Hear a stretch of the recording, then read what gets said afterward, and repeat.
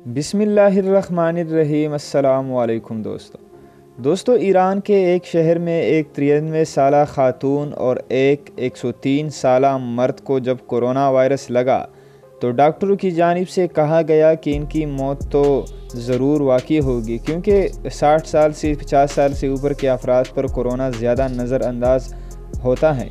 तो जैसे ही उस बुज़ुर्ग ख़ातून की इलाज हुआ तो उसके ने इलाज बग़ैर ही वो सेहतयाब हो गई। 103 साला शख्स भी बग़ैर इलाज के सेहतयाब हो गया।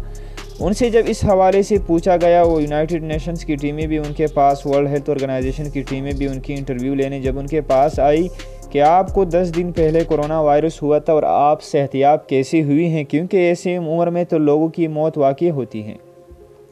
दोस्तों, उस 93 साला ख़ातून और 103 साला शख्स और बुज़ुर्ग शख्स से जब ये सवालात किए गए तो उन्होंने सिर्फ़ यही जवाब दिया कि हम नहीं चाहते थे कि हम अस्पताल के बेड पर मरे, और वो भी कोरोना जैसे वायरस से। हमने सिर्फ़ अपने अल्लाह ताला पर यकीन रखा और अल्लाह ताला से ये उम्मीद रखी और ये दुआएं की कि अल्लाह ताला हमें अपने फ़ज़लो करम से सेहतयाब करे।